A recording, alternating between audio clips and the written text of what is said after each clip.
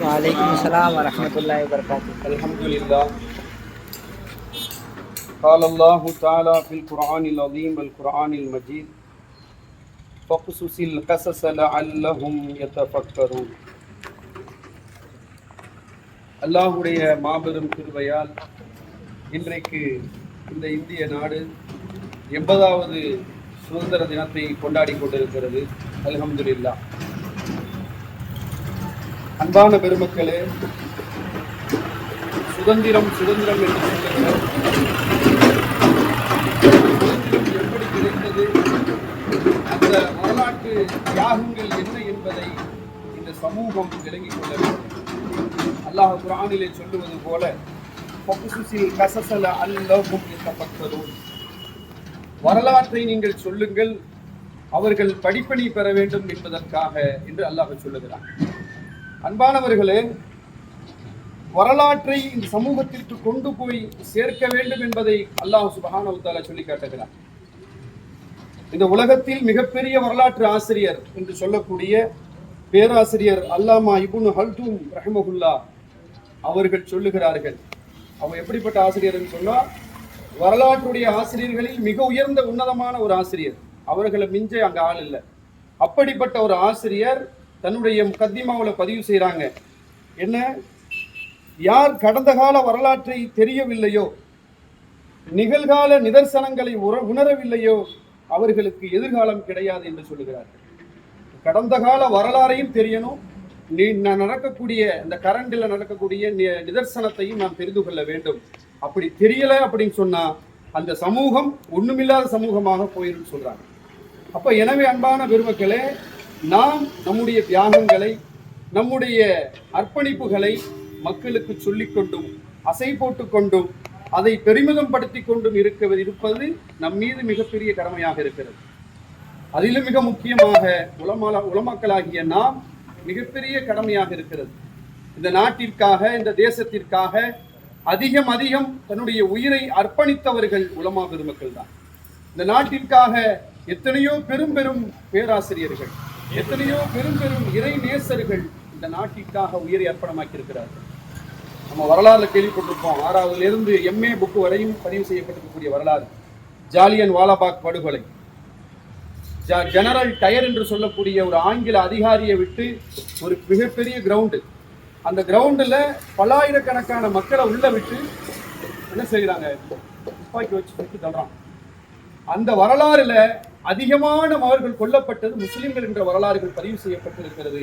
ஆனால் இன்றைக்கு வரலாறுகள் மாற்றப்பட்டிருக்கிறது.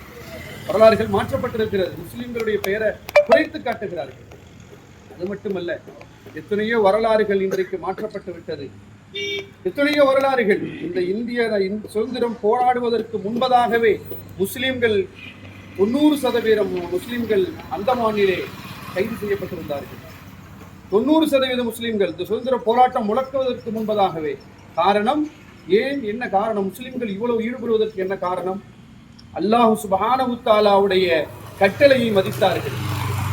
என்னுடைய இறைவன், என்னுடைய எஜமானன் அல்லாஹ் மட்டும்தான், வேற எவனும் கிடையாது என்ற கோட்பாட்டை தன்னுடைய உள்ளத்தில் உறுதியாக இருந்ததனால தன்னை அடிமைப்படுத்த வந்த இந்தியர்கள், இந்த வெள்ளைக்காரனை, தன்னை அடிமைப்படுத்த வந்த பிரிட்டிஷை எதிர்த்து நின்றதன் காரணம் இது ஒன்றுதான். நான் அல்லாஹ்வுக்கு தான் அடிமை, நீ யார் உனக்கு நான் கட்டுப்பட?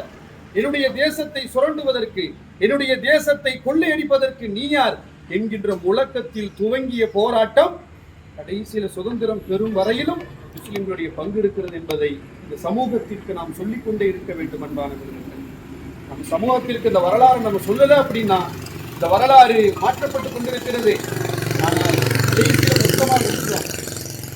அது மட்டுமல்ல, இந்த வரலாறு முஸ்லிம்கள் இந்த போரிலே பங்கு பெற்றிருக்கிறார்கள், முஸ்லிம்கள் இதனை சாதனை செய்திருக்கிறார்கள், முஸ்லிம்கள் தன்னுடைய அர்ப்பணிப்பின் மூலமாக இந்த தேசத்தில் வெற்றியை பெற்று தந்திருக்கிறார்கள் என்ற ஒரே ஒரு அடையாளம் இருக்கிறது என்று சொன்னார். இந்த இந்திய தேசத்திலே டெல்லியில் இருக்கக்கூடிய இந்தியாவுடைய கேட்டுடைய தூணிலே பதிவு செய்யப்பட்டிருக்கிறது. அன்பானவர்களே, மொத்தம் 95,000க்கும் மேற்பட்டவர்கள் இந்த தேசத்திற்காக உயிரை தியாகம் செஞ்சிருக்கிறார். அதுல 63,900 பேர் முஸ்லிம்கள் இந்த தேசத்திற்காக தன்னுடைய உயிரை அர்ப்பணம் செய்திருக்கிறார். எவ்வளவு பெரிய தியாகம். இப்போ உலகத்தில் இருக்கிற எல்லா நாடுகளும் பார்த்துட்டு சொல்றான், இந்த இந்தியாவிற்கு வெற்றி கிடைத்தது, இந்த இந்தியாவிற்கு சுதந்திரம் சாத்தியமானது முஸ்லிம்கள், பெரும்பாலான முஸ்லிம்களை கொண்டுதான். அப்படிப்பட்ட சமூகம் நாம். இந்த இந்திய நாட்டிற்கு வெற்றியை பெற்றுக் கொடுத்த சமூகம் நாம் என்பதை சட்டையை தூக்கி விட்டு சொல்லலாம். நான் இந்தியன்டா என்று. என்ன வெளியே போக சொல்றதுக்கு இங்க யாருக்கும் எந்த தகுதியும் கிடையாது. அன்பான பெருமக்களே, ஒரே ஒரு சின்ன வரலாறை மட்டும் சொல்லிவிட்டு முடித்துக் கொள்கிறேன்.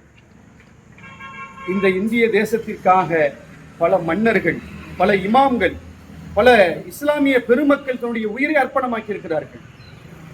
அதிலே மிக முக்கியமாக திப்பு சுல்தான் அவர்களுடைய பங்கு மிகப்பெரிய பங்கு. அவங்கள பத்தி பேசினாங்க நேரம் பார்த்தார். வெள்ளையனை வெளியேற்றுவதற்காக முதலில் பீரங்கியை கண்டுபிடிச்சு கொண்டு வந்து கொடுத்த இந்தியாவுக்கு திப்பு சுல்தான் தான். வெள்ளைக்காரன் ஆச்சரியப்பட்டு போயிட்டான். வெள்ளைக்காரன் ஒரு ஆளுக்கு பயந்தான்னு சொன்னா அது திப்பு சுல்தானுக்கு மட்டும்தான், வேற யாருக்கும் பயப்படல. வெள்ளைக்காரன், பிரிட்டிஷ் அரசாங்கம் பயந்தது வெள்ளைக்காரனுக்கு மட்டும்தான், இங்க திப்பு சுல்தானுக்கு மட்டும்தான். அப்ப திப்பு சுல்தானை துரோகத்தால் வீழ்த்தப்பட்டு மண்ணிலே படுக்க வைத்து அவரை கொலை செஞ்சுட்டு அவருடைய நெஞ்சுக்கு மேல நின்று வெள்ளைக்காரன் சொன்னா இந்தியா என்னுடையது என்று. அதுக்கு முன்னால இந்தியா என்னதுன்னு சொல்லல, சொல்றதற்கு அவனுக்கு வாய்ப்பு கிடைக்கல. பயம், திப்பு நம்மளை கொன்றுவாரு. எந்த அளவுக்குன்னு சொன்னா, வெள்ளைக்காரர்கள் தன்னுடைய பச்சளம் குழந்தைகளுக்கு சோறு திட்டம் போது சொல்லி வளர்ப்பாங்களா, நீ ஒழுங்கா சாப்பிடல திப்புட்ட பிடிச்சு கொடுத்துருவேன். அந்த அளவுக்கு வெள்ளைக்காரர்களை நடுநடுங்க வைத்தார்கள் திப்பு சுல்தான் அவர்கள். எவ்வளவு பெரிய தியாகம். அவர்களை துரோகத்தின் அடிப்படையிலே கொல்லப்பட்டார்கள். இது போல மாப்பிள்ளைமார்கள், கேரளாவிலே மாப்பிள்ளைமார்கள் ரயில் பெட்டியிலே கொல்லப்பட்ட சரித்திரங்கள் எவ்வளவு இருக்கிறது. அது மட்டுமல்ல பெருமக்கள், ஒரு தடவை ஆங்கிலேயனும் ஒரு மௌலவியும் ஃப்ரெண்டாக இணைகிறாங்க, நண்பராக இருக்கிறாங்க. அந்த மௌலவியையும் ஆங்கிலேயனும் ஒன்றாக சேர்ந்து விட்டார்கள், நண்பராக இருக்கிறத வெள்ளையனுக்கு தெரிந்து அந்த வெள்ளையன் என்ன செய்யலாம், இவர் தூக்கு மேடைக்கு அனுப்ப பார்க்கலாம், இவரை கொலை செய்ய பார்க்கலாம், தேச துரோகம் செஞ்சுட்டாங்கன்னு சொல்லி. அப்ப கடைசி நேரத்தில் உன்னுடைய ஆசை என்னவென்று கேட்கிறார்கள். உன்னுடைய ஆசை என்ன என்று கேட்கப்படுகிற பொழுது அந்த மௌலவி சொல்லுகிறார், எனக்கு எந்த கவலையும் இல்லை, எதை நினைச்சு நான் கவலைப்படலை. என்னுடைய ஆசை, என்னுடைய ஆதங்கம் என்ன தெரியுமா, நான் இறக்கிறதுக்கு முன்னால் 2 வெள்ளைக்காரனை கொண்டுட்டு நான் சாவணும். நான் இறப்பதற்கு முன்னால் 2 வெள்ளைக்காரனை கொலை செஞ்சுட்டு சாவலேங்கிற வருத்தத்துல நான் சாவுறேன். என் மனைவியை விட்டுட்டு போறங்கிற வருத்தம் எனக்கு இல்லை, இந்த நாட்டை விட்டு போறாங்க, உயிர் என்ன விட்டு போகுங்கிற வருத்தம் இல்லை, 2 வெள்ளைக்காரனை சாகடிக்க முடியுங்கிற கவலையில நான் உயிரை விடுகிறேன் என்று அந்த மௌலவி சொல்லுகிறார் என்று சொன்னால் இந்த நாட்டின் மீது எவ்வளவு பற்று இருந்திருக்கும் யோசித்து பாருங்க. வெள்ளைக்காரன் ஆச்சரியப்பட்டு மிரண்டு போயிட்டான், இப்படியுமா இருப்பான் அந்த நாட்டுக்கு நேசம் உள்ளவனாக என்று ஆச்சரியப்பட்டு போனார்கள். அன்பான பெருமக்களே, எனவே அல்லாஹ் சொன்னது போல வரலாறை நாம் எடுத்து சொல்லிக் கொண்டே இருப்போம், வரலாறை மக்களுக்கு சொல்லிக் கொண்டிருப்போம்.